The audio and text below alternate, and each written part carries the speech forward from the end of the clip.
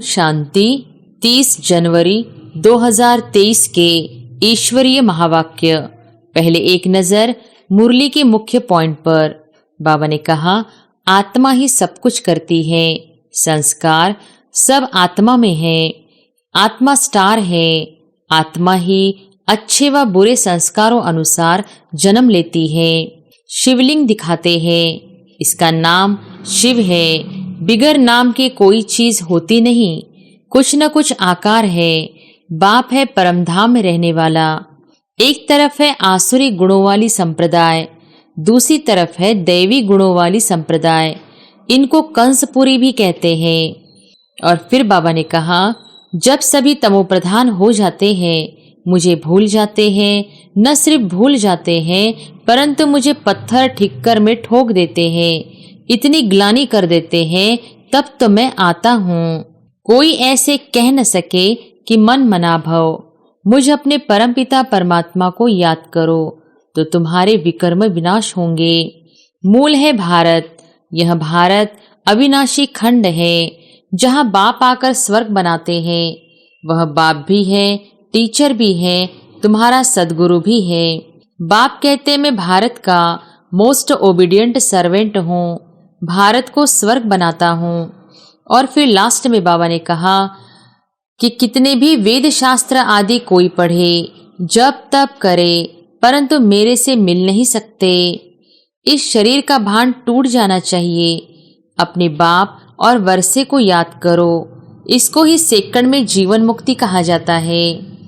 अब तुम अपने को आत्मा समझ सवेरे उठकर बाबा को याद करो, उनसे बातें करो, रात को जागो, बाबा को याद करो तो अंतमति सो गति हो जाएगी। और अब सुनते हैं महावाक्यों को विस्तार से। मुरली का सार। मीठे बच्चे, तुम ईश्वरीय संतान हो। तुम्हारा यह अमूल्य जीवन है। तुम्हारा ईश्वरीय कुल बहुत ही श्रेष्ठ है। स्वयं भगवान ने तुम्हें एडॉप्ट किया है। इसी नशे में रहो। प्रश्न है, शरीर का भान टूट जाए उसके लिए किस अभ्यास की आवश्यकता है? उत्तर है, चलते फिरते अभ्यास करो कि इस शरीर में हम थोड़े समय के लिए निमित्त मात्र है।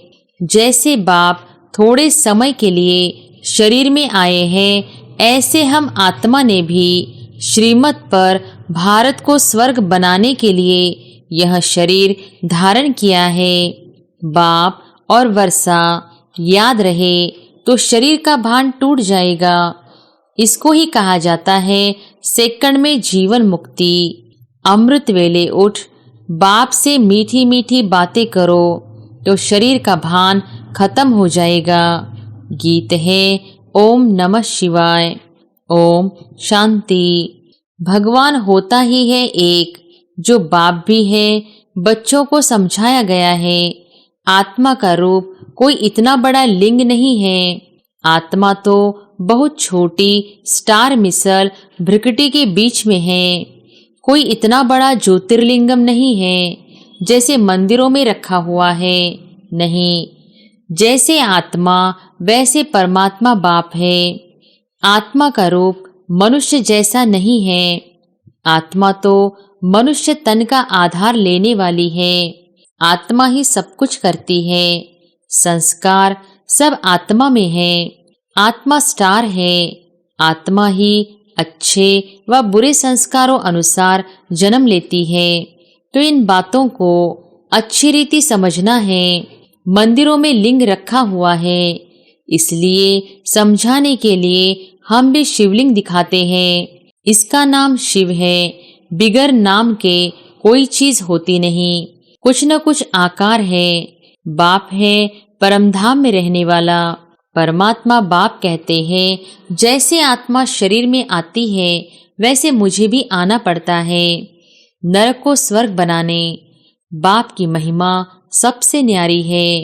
अभी तुम बच्चे जानते हो, तुम आत्माएं आई हो यहाँ पाठ बजाने। यह बेहद का अनादि अविनाशी ड्रामा है। इनका कभी विनाश नहीं होता। यह फिरता ही रहता है।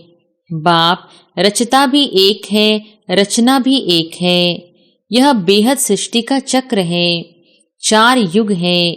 दूसरा है कल्प का संगम युग, जिसमें ही बाप आकर पति दुनिया को पावन बनाते हैं। यह चक्र फिरता रहता है।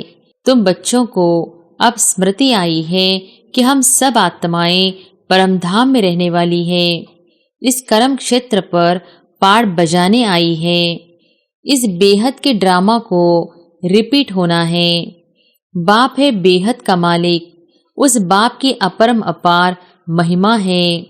ऐसी महिमा और कोई की नहीं है। वह मनुष्य सृष्टि का बीज रूप है, सबका फादर है। बाप कहते हैं, मैं पराई रावण की दुनिया में आता हूँ। एक तरफ है आसुरी गुणों वाली संप्रदाय, दूसरी तरफ है दैवी गुणों वाली संप्रदाय। इनको कंसपुरी भी कहते हैं। कंस असुर को कहा जाता है, श्री कृष्ण को देवता कहा जाता है। अब बाप आए हैं देवता बनाने और सबको वापस ले जाने, और कोई की ताकत नहीं। बाप ही बैठ बच्चों को शिक्षा दे दैवी गुण धारण कराते हैं।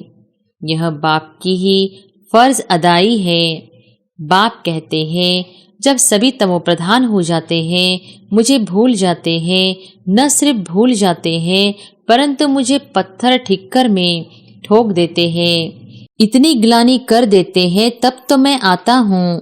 मेरे जैसी ग्लानि किसकी नहीं करते, तब तो मैं आकर तुम्हारा लिबरेटर बनता हूँ। सबको मच्छरों सदृश ले जाऊंगा और कोई ऐसे कह न सके कि मन मना भव। मुझे अपने परमपिता परमात्मा को याद करो तो तुम्हारे विकर्म विनाश होंगे। श्री कृष्ण तो कह न सके। परमात्मा की महिमा तो बच्चे जानते हैं। वह ज्ञान का सागर, सुख का सागर है। फिर सेकंड नंबर में है ब्रह्मा विष्णु शंकर। ब्रह्मा द्वारा स्थापना कौन करेगा? क्या श्री कृष्ण? परमपिता परमात्मा शिव बैठ समझाते हैं कि पहले पहले हमको चाहिए ब्राह्मण, तो ब्रह्मा द्वारा ब्राह्मण मुख वंशावली रचता हूँ। वह है कुख वंशावली। तुम अब संगम में ब्रह्मा की संतान हो। बाप आकर शूद्र से ब्राह्मण बनाते हैं। अभी तुम हो ईश्वरीय कुल के। ईश्वर हुआ निराकार, ब्रह्मा हुआ साकार। बाप पहले पहले ब्राह्मण फिर देवता बनाते हैं। देवता के बाद क्षत्रिय। यह चक्र फिरता रहता है। फिर इनसे और धर्म निकले हैं। मूल है भारत। यह भारत अविनाशी खंड है, जहाँ बाप आकर स्वर्ग बनाते हैं। वह बाप भी हैं, टीचर भी हैं, तुम्हारा सदगुरु भी हैं। उनको फिर सर्वव्यापी कैसे कह सकते? वह तो तुम्हारा बाप है। इस दुनिया में सिवाय तुम ब्राह्मणों के कोई त्रिकादर्शी हो नहीं सकता। तुम बच्चे समझते हो, परमपिता परमात्मा के साथ हम परमधाम के रहने वाले हैं। फिर नंबरवार कर्म क्षेत्र पर आते हैं। फिर पिछाड़ी में हम ही जाते हैं। 84 जन्म पूरे लेने हैं। बाप समझाते हैं, तुमने कितने जन्म लिए और कैसे वर्णों में आए। यह चक्र चलता रहता है। अभी तुम हो ईश्वरीय संप्रदाय। यह तुम्हारा अमूल्य जीवन है, जबकि तुम ईश्वरीय संतान बने हो। ब्रह्मा द्वारा बाप आकर एडॉप्ट करते हैं। बाप है स्वर्ग का रचयिता, तो खुद ही आकर स्वर्ग का मालिक भी बनाते हैं। अब सारे विश्व में शांति स्थापन करना यह बाप का ही काम है। बाप कहते हैं, मेरा पाठ है, मैं तुमको फिर से राजयोग सिखलाता हूँ, जिससे तुम एवर हेल्दी बनेंगे। जैसे देवता बने थे, फिर अब रिपीट होता है। यह सैपलिंग लग रहा है। बाप बागवान है, इन द्वारा कलम लगा रहे हैं। बाप सम्मुख बैठ समझाते हैं, मेरे सिकिलधे बच्चे, बहुत समय से बिछड़े हुए बच्चे, याद है ना? मैं तुमको स्वर्ग में भेजा था, फिर तुम 84 का चक्र लगाकर अब आकर मिले हो।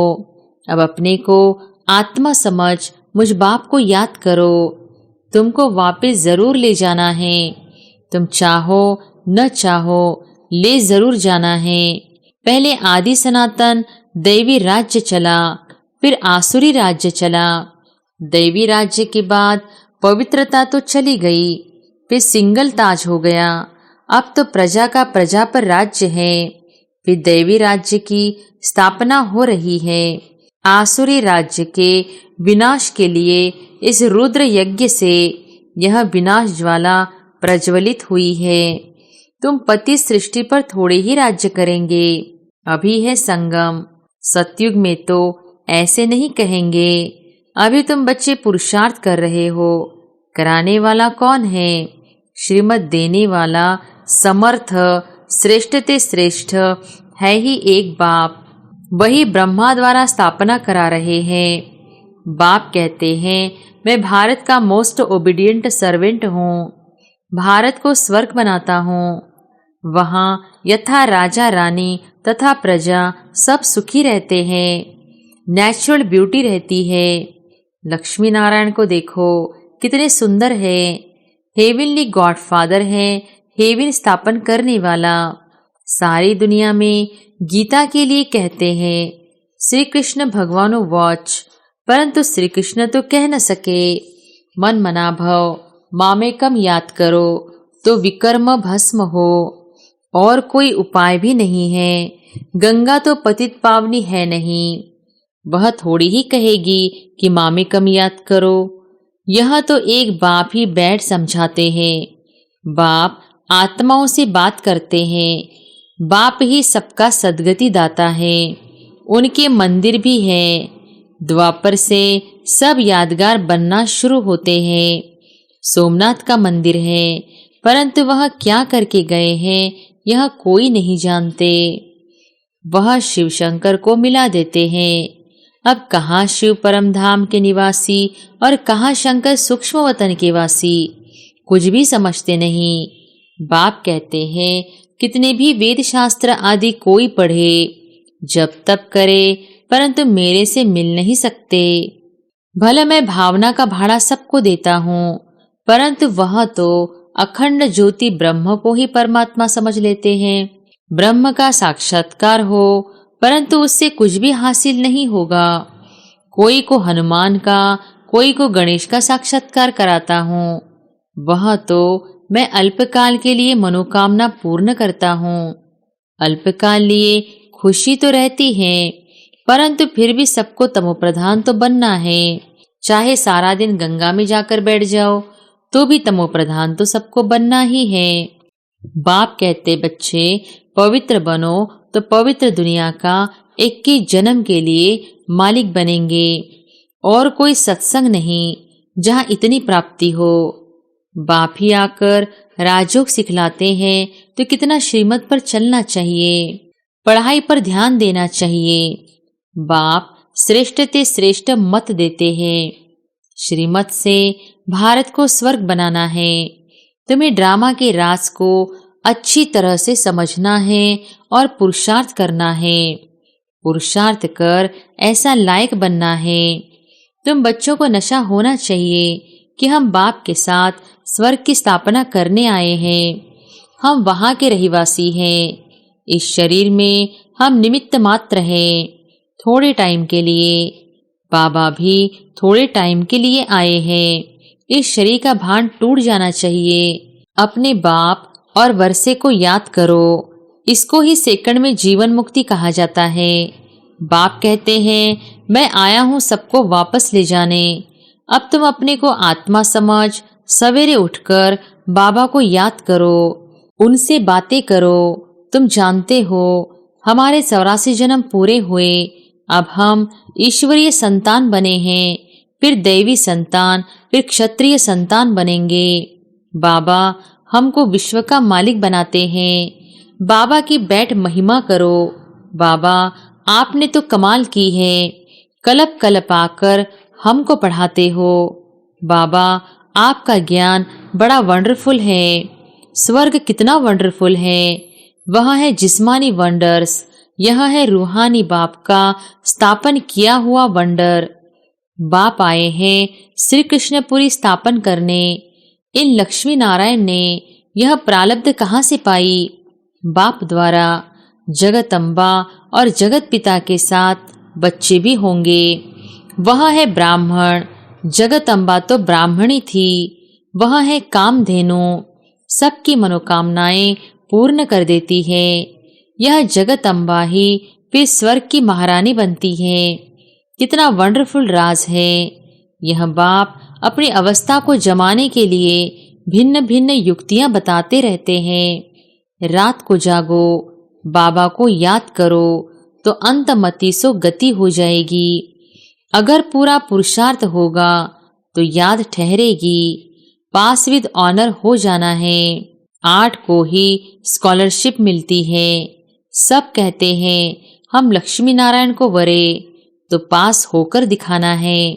अपने को देखना है कि मेरे में कोई बंदरपना तो नहीं है। उसको निकालते जाओ। देखो सारे दिन में किसको दुख तो नहीं दिया। बाप है सबको सुख देने वाला। बच्चों को भी ऐसा बनना है। वाचा कर्मणा से कोई को भी दुख नहीं देना है। सच्चा सच्चा रास्ता बताना है। वह है हद के बाप का वर्षा। यह है बेहद के बाप का वर्षा। सो तो जिसको मिलता होगा वही बताएंगे। जो अपने धर्म के होंगे उन्हों को झट टच होगा। बाप कहते हैं फिर से दैवी धर्म स्थापन करने मैं ब्रह्मा के तन में आता हूँ। तुम बच्चों की बुद्धि में है कि अभी हम ब्राह्मण हैं, फिर देवता बनना है। पहले सूक्ष्म वतन में जाकर फिर शांतिधाम में जाएंगे। वहां से फिर नई दुनिया में गर्भ महल में आएंगे। यहाँ गर्भ जेल में आते हैं। इनको कहते हैं झूठी माया, झूठी काया, झूठा सब संसार है। बाप कहते हैं कितनी धर्म ग्लानि की है। शिव जयंती मनाते हैं, परंतु शिव कब आया, किसमें प्रवेश किया, यह कोई को पता नहीं है। जरूर कोई शरीर में आकर नरक को स्वर्ग बनाया होगा ना। बाप बच्चों को बहुत अच्छी रीति समझाते हैं और राय देते हैं अपना चार्ट बनाओ। सारे दिन में कितना समय बाप को याद किया। सवेरे उठकर बाप को, वर्षे को याद करो। हम बेहद के बाप के साथ आए हैं गुप्त वेश में भारत को स्वर्ग बनाने। अब हमको वापस जाना है। जाने से पहले अपनी राजधानी जरूर स्थापन करनी है। अब तुम हो संगम पर, बाकी सारी दुनिया है कलयुग में। तुम संगम युगी ब्राह्मण हो। बाप बच्चों के लिए सौगात ले आते हैं मुक्ति और जीवन मुक्ति की। सतयुग में भारत जीवन मुक्त था, बाकी सब आत्माएं मुक्ति धाम में थी। बाप हथेली पर बहिष्ठ ले आते हैं तो जरूर उसके लिए लायक भी खुद ही बनाएंगे। अच्छा, मीठे मीठे सिकिलधे बच्चों प्रति माता पिता बाप दादा का याद प्यार और गुड मॉर्निंग। रूहानी बाप की रूहानी बच्चों को नमस्ते। धारणा के लिए मुख्य सार। पहली पॉइंट, सदा इस नशे में रहना है कि हम बाप के साथ स्वर्ग की स्थापना के निमित्त हैं। बाप हमें विश्व का मालिक बनाते हैं। बाप समान सुख देने वाला बनना है। कभी किसी को दुखी नहीं करना है। सबको सच्चा रास्ता बताना है। अपनी उन्नति के लिए अपना चार्ट रखना है। वरदान है निमित्त और नम्र चित्त की विशेषता द्वारा सेवा में फास्ट और फर्स्ट नंबर लेने वाले सफलता मूर्त भव। निमित्त और नम्र चित्त की विशेषता द्वारा सेवा में फास्ट और फर्स्ट नंबर लेने वाले सफलता मूर्त भव। सेवा में आगे बढ़ते हुए यदि निमित्त और नम्र चित्त की विशेषता स्मृति में रहती है तो सफलता स्वरूप बन जाएंगे। जैसे सेवाओं की भागदौड़ में होशियार हो, ऐसे इन 2 विशेषताओं में भी होशियार बनो। इससे सेवा में फास्ट और फर्स्ट हो जाएंगे। ब्राह्मण जीवन की मर्यादाओं की लकीर के अंदर रहकर स्वयं को रूहानी सेवाधारी समझकर सेवा करो तो सफलता मूर्त बन जाएंगे। मेहनत नहीं करनी पड़ेगी। स्लोगन है, जो बुद्धि द्वारा सदा ज्ञान रत्नों को धारण करते हैं वही सच्चे होली हंस है। अच्छा, ओम शांति।